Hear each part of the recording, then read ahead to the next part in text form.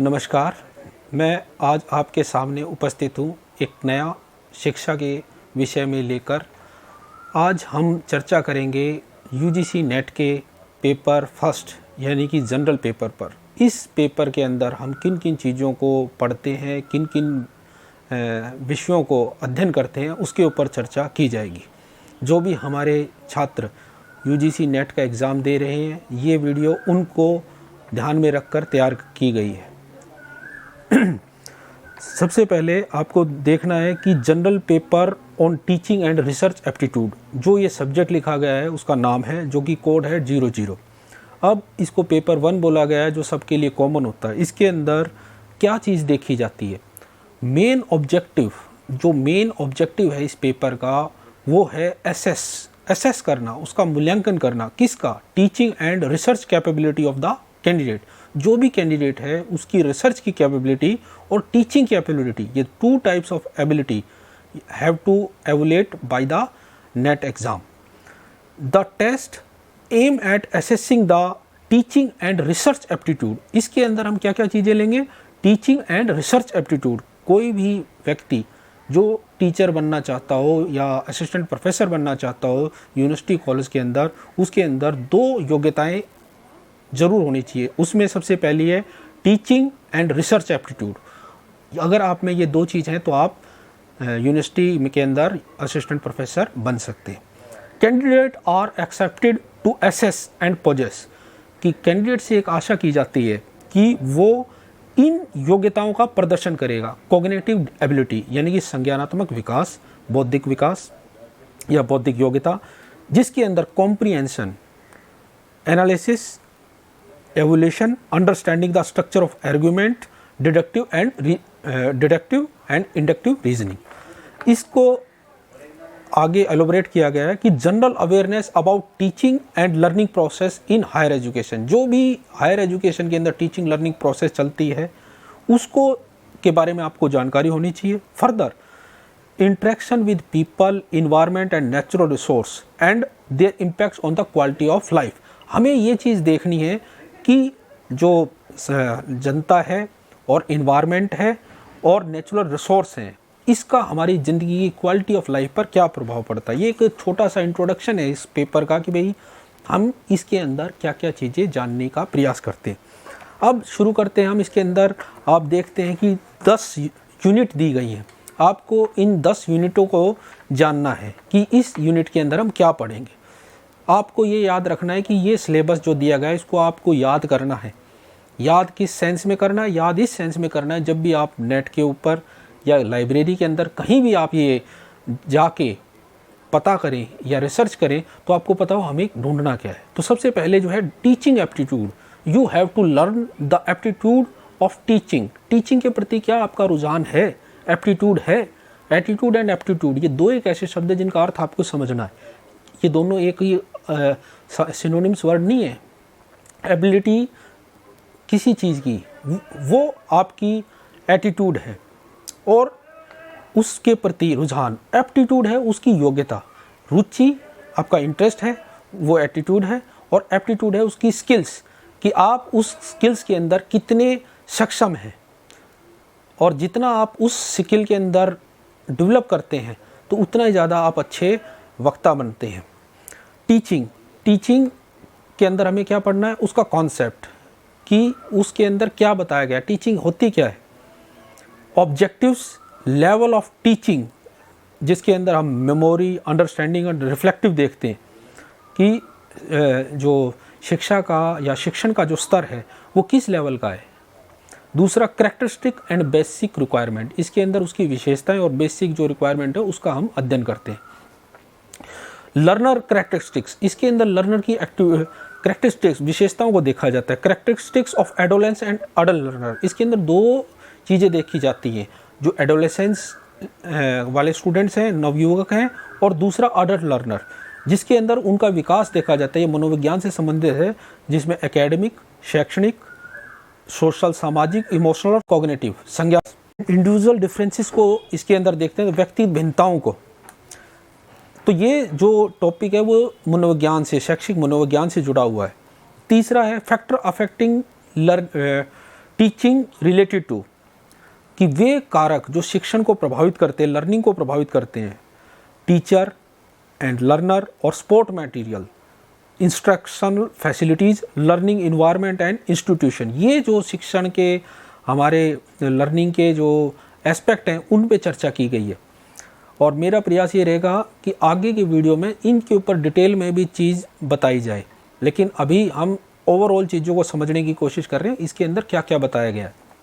Method of teaching in institute of higher education, जो भी higher education के institute है उसके अंदर क्या मैथोलॉजी या क्या मेथड टीचिंग ऑफ लर्निंग अपनाया जाता है, वो टीचर सेंटर्स होते हैं वेज या लर्नर सेंटर होते हैं। इसको आपको समझना है ऑफलाइन और ऑनलाइन मेथड के जरिए, जैसे स्वयं और स्वयं प्रभाव और मॉक्स।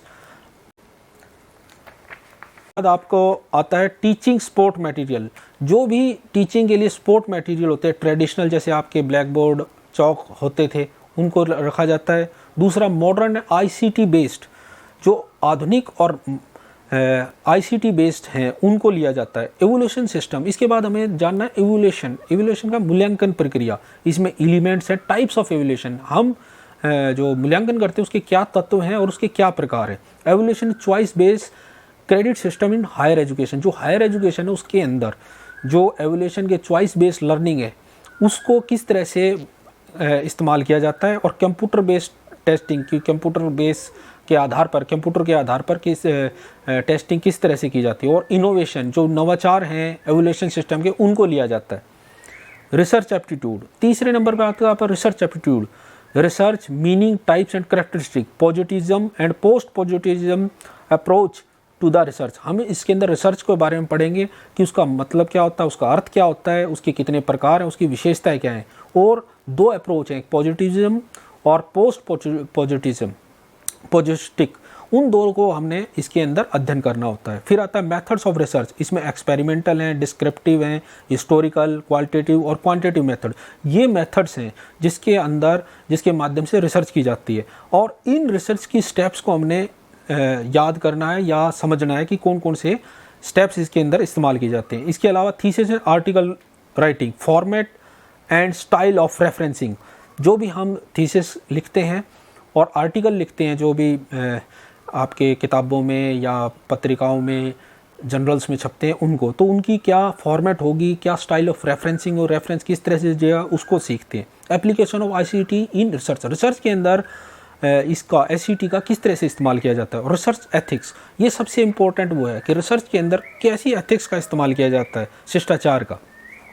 फिर थर्ड यूनिट है कॉम्प्रिहेंशन, इसके अंदर अनसिन पैसेज, आप 10वीं से पढ़ते आ रहे अनसिन पैसेज आते हैं तो वो इसके अंदर आते हैं थर्ड यूनिट में। फोर्थ यूनिट है कम्युनिकेशन, संप्रेषण की, जिसके अंदर कम्युनिकेशन सबसे पहले आपको जानना है उसकी मीनिंग क्या है, उसके टाइप्स क्या हैं, कैरेक्टरिस्टिक ऑफ कम्युनिकेशन, उसकी विशेषताएं क्या हैं। तो जो भी चीज़ें कम्युनिकेशन की है उनके बारे में आपको अध्ययन करना है।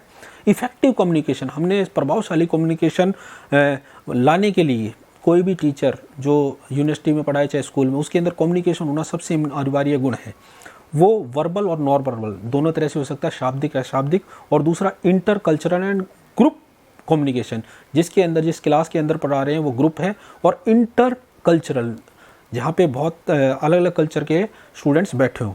और क्लास कम्युनिकेशन, क्लास के अंदर आपका कम्युनिकेशन किस तरह रहा है उस चीज़ को आपको जानना है। बैरियर ऑफ इफेक्टिव कम्युनिकेशन, आप बढ़िया से बढ़िया संप्रेषण करना चाहते हैं, अपनी बात पहुंचाने चाहते हैं, उसमें क्या बैरियर आते हैं उसको आपको पता होना चाहिए। फिर मास मीडिया सोसाइटी, आज सोसाइटी के ऊपर मास मीडिया जो भी आप देख रहे हैं इंटरनेट के माध्यम से, मास मीडिया के माध्यम से, टीवी चैनल्स के माध्यम जो प्रभाव पड़ रहा है उसके बारे में आपको पता होना चाहिए। फिर आता है 5वीं यूनिट है मैथमेटिक, रीजनिंग एंड एप्टीट्यूड।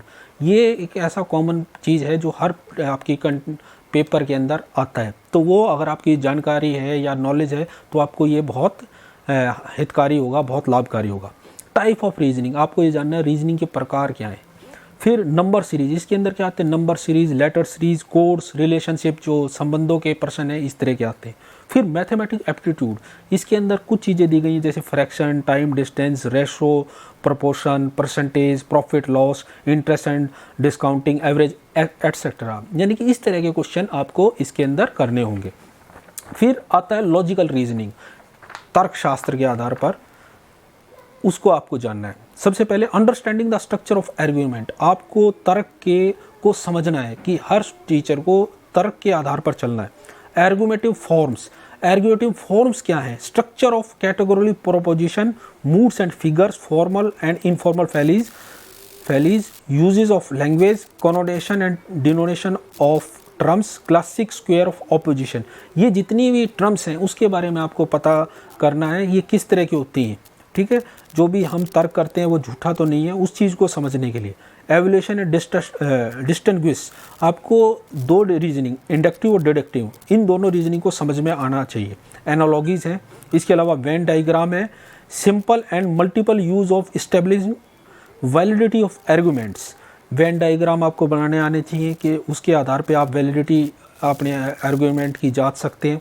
फिर इसके बाद जो ये बाद में जोड़ा गया है Indian logic, means of knowledge, जो भारतीय तर्कशास्त्र है उसके अंदर मीन्स ऑफ नॉलेज, जो ज्ञान के मीन्स है, स्रोत हैं, वो क्या है? सबसे पहले प्रमाण, किस तरह के प्रमाण? सबसे पहले परसेप्शन, प्रत्यक्षा, यानी कि प्रत्यक्ष प्रमाण है।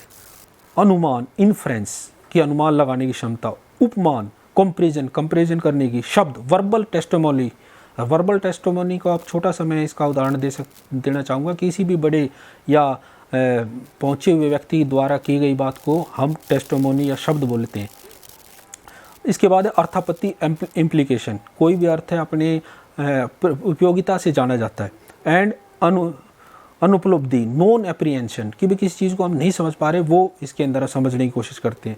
फिर इसके बाद स्ट्रक्चर एंड काइंड ऑफ अनुमान, इन्फ्रेंस, किस तरह की संरचना है। व्याप्ति, इनवेरिएबल रिलेशन किस तरह के काम करते हैं। और फाल्सिस ऑफ इन्फ्रेंस, उनको हमें इसके अंदर सीखना या जानना पड़ेगा। इसके ऊपर अलग से एक वीडियो अलग से तैयार की जा सकती। डाटा इंटरप्रिटेशन, इसके बाद आता है source, acquisition and classification of data. जो भी आपने डाटा गया उसका स्रोत क्या है, उसकी आपने कहाँ से प्राप्त करी है, मूल स्रोत से या सेकेंडरी स्रोत से, और उनका क्लासिफिकेशन करना है, उसको बांटना है। Quantity and qualitative data, data दो प्रकार के हैं, गुणात्मक और संख्यात्मक, वो उसके बारे में आपको नॉलेज होनी चाहिए। ग्राफिकल रिप्रेजेंटेशन, जिसके अंदर bar chart, histograph, pie chart, table chart, line chart and mapping of data, data को मापने के लिए, मैप करने के लिए हम क्या टूल इस्तेमाल करते हैं वो जानना है। डाटा इंटरप्रिटेशन, डाटा को इंटरप्रेट करना, कि हमारे पास डाटा है उसको इंटरप्रेट कैसे किया जाएगा।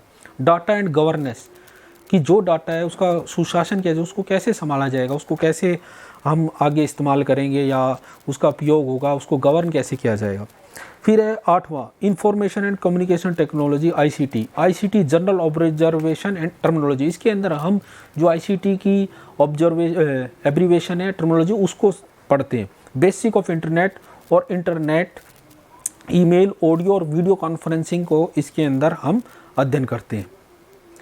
ये एक इंटरनेट है, इंटरनेट दो चीज़ें हैं। इंटरनेट INTRANET, इसका अर्थ यह है कि एक पर्टिकुलर क्षेत्र के अंदर जो नेट काम करता है उसको, ठीक है। Digital initiative in higher education, जो हायर एजुकेशन है उसके अंदर जो इनिशिएटिव लिए जाते हैं डिजिटल, उसके बारे में आपको पता करना है। और आईसीटी एंड गवर्नेंस, जैसे उसके अंदर गवर्नेंस थी कि और आईसीटी में वैसे ही।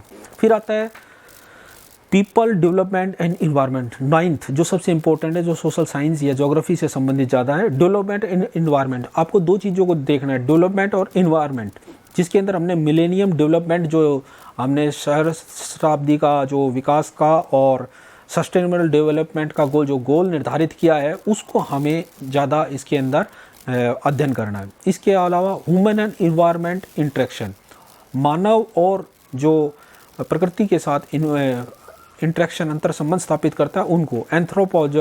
Anthropogenic activities and there impact on environment पर जो एंथ्रोपोलॉजी, जो मानव विकास की जो एक्टिविटीज़ होती हैं उसका क्या प्रभाव पड़ता है। इन्वायरमेंटल इश्यूज़ इसके अंदर पढ़े जाएंगे, लोकल, रीजनल एंड ग्लोबल, जो लोकल स्तर पे हैं, रीजनल स्तर पर हैं और ग्लोबल स्तर पर हैं। Air pollution, water pollution, soil pollution, noise pollution, waste, solid, liquid, biomedical, hazardous, electronic, तो इस तरह की चीज़ों को हमने इसमें पढ़ना है। Climate change and social, economic and political dimension को इसके अंदर अध्ययन करना है। Impact of pollutants on human health, जो भी प्रदूषण के पोल्यूटेंट्स हैं, जो भी प्रदूषक हैं, वो कैसे हमारी सेहत को प्रभावित करते हैं, उसको आपको जानना है।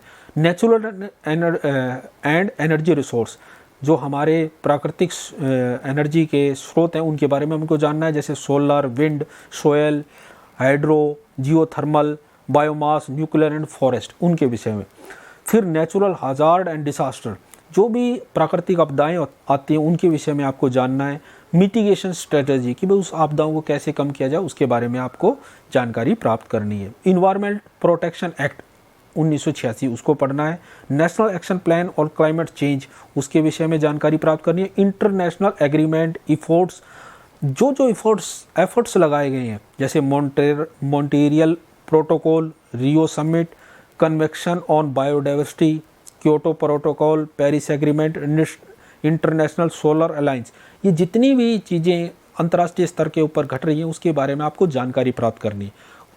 उसके लिए आपको जो है डेली अखबार या न्यूज़ को देखना पड़ेगा। इसके अलावा हायर एजुकेशन सिस्टम, जो उच्च स्तर का शैक्षणिक ढांचा है, उसको आपको समझना है। Institution of higher learning and education in ancient India, जो हमारे देश के अंदर हायर एजुकेशन का ढांचा और एंशिएंट यानी कि प्राचीन काल में था, उसको आपको समझना है। Evolution of higher learning and research in post independence in India, जो भी हमारे देश के अंदर शिक्षा के नए कमीशन आए, उनके बारे में आपको जानकारी प्राप्त करनी है। और रिसर्च जो करी गई है आज़ादी के बाद, उसके बारे में आपको जानकारी प्राप्त होनी चाहिए।